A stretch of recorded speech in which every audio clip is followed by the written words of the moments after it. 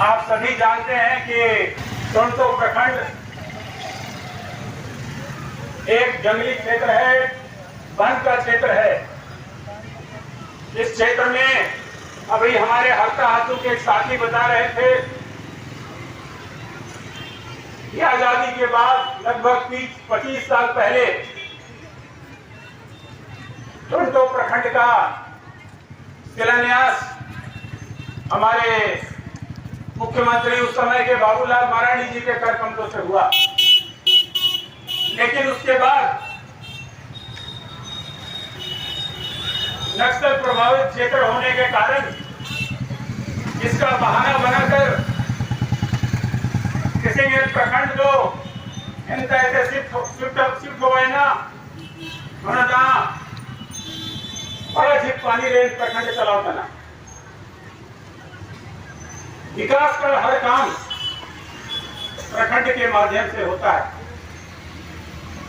कल हम जब टोरंटो पाली साइड से चाईबासा आ रहे थे तो लगभग 20 किलोमीटर का दूरी हमने भी इन ग्रामीण भाइयों के साथ पैदल चले और हमने देखा कि हमारे गांव के कुछ भाई खाली पैर उबड़ खाबड़ रास्ते से पैदल चल रहे हैं। कुछ जगहों पर पीने का पानी लोग नदी के सूट से पी रहे हैं।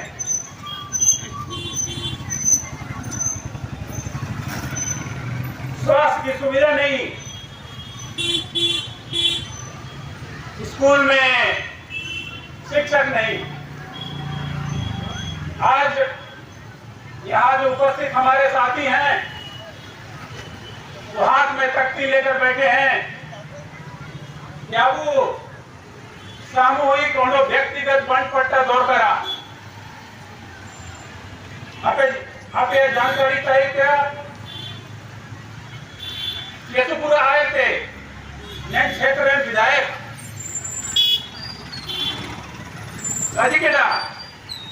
इनका आश्वासन इनका जब हमारी सरकार आएगी अब वह सांसदों को इनका आश्वासन इनका कि अगर हमारी सरकार आएगी तो हम मन पट्टा देंगे।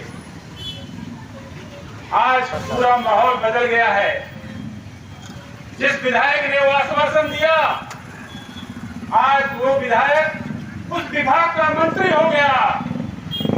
आज बनपट्टा देने का जिम्मेवारी उसी विधायक की है, लेकिन आज उस क्षेत्र में वो नहीं जाता क्योंकि वो जानता है कि गांव की जनता उसको याद दिलाएगी कि आपने 20 साल पहले हम कटिकड़ा क्या हुआ सरकार हुजूरे दो बनपट्टा बैठा हुआ इन्हीं के मंत्री भाई है ना जो जवाब दो मनोवा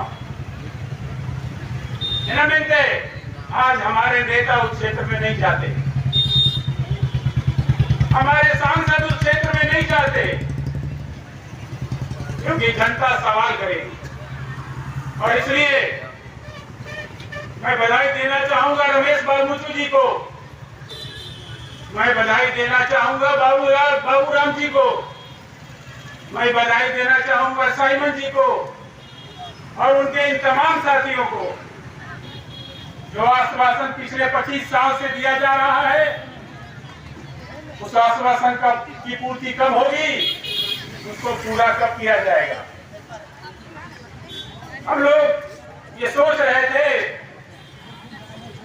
ये 60 किलोमीटर की दूरी हमारे गांव के लोग कैसे चलेंगे। हम लोगों ने पूछा कि लगी गाड़ी को मानो जो में लगी बाड़ी उड़ू मानो ये कैसे चलाओ मामला। उन्होंने कहा हमारे पूर्वज जब खाली पैर चाईबासा जा सकते थे तो हम क्यों नहीं चलेंगे और अपने मान के लिए चलेंगे। और इसलिए आज हमारे तमाम साथी भाई और आप जाहिर देख रहे हैं बहुत सारे साथी हमारे साथ थे और आपको जानकर आश्चर्य होगा कि हमारे इस साथियों के साथ गांव का बकरी भी हमारे साथ आया है, गांव का कुत्ता भी हमारे साथ आया है इस मांग को डीसी साहब के सामने रखने के लिए। और इसलिए हमारे गांव हमारे मांग में पूरा दम है और इस दम को हम लोग डीसी साहब के सामने रखेंगे और उनसे अनुरोध करेंगे कि पिछले 25 साल में जो हमारे साथ अन्याय हुआ है उस अन्याय का समीकरण, उसका निदान आप कीजिए। नहीं तो हमारे गांव से जो लोग आए हैं यहीं पर तंबू लगाकर यहीं पर सो जाएंगे और तब तक नहीं जाएंगे जब तक उनकी मांग को पूरा नहीं किया जाता है। साथियों, आप जानते हैं कि जो हमारा प्रखंड बना टोंटो में, आज सारा का सारा चीज वहां चला गया और अभी कुछ दिन पहले प्रखंड के अंदर जो हमारे कर्मचारी पदाधिकारी रहेंगे उनके लिए आवास भरने का भी उद्घाटन हो गया। हम इतना ही जानते हैं कि हमको न्याय दीजिए और अगर हमको न्याय नहीं दे सकते हैं तो हमारे लिए जंगल के लोगों के लिए एक नया प्रखंड बनाइए और उसका नाम होगा बुरु टोंटो और जो इधर से लोग रहते हैं उसका नाम होगा टी टोंटो। हमको ये बनाना होगा, नहीं तो विकास के काम के लिए हम यहाँ हम लगातार आते रहेंगे।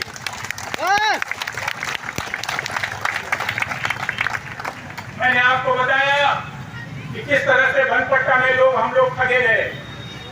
हम लोगों ने कोशिश की कि लोगों की मांग को सरकार सुने और उसका निदान करे, लेकिन इसका निदान नहीं हो सका।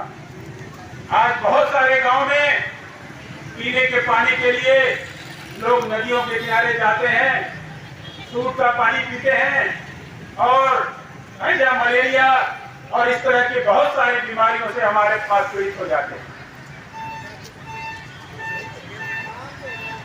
इन सब चीजों के निदान के लिए विकास का एक रास्ता खोलना है, विकास का एक दरवाजा खोलना है।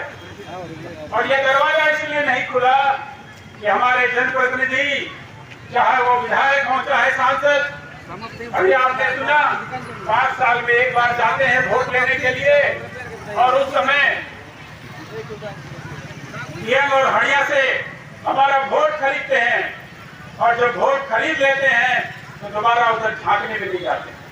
और इसलिए हमारे अब वो इन्हें समझाओ क्या दौड़ करा कि नेन दिप्लन ने नवंबर दिसंबर में वोट तोड़ तो हो नेन दिप्लन मांडी जुलू और उतुरे अब वो वोट अब वो खरीद गया।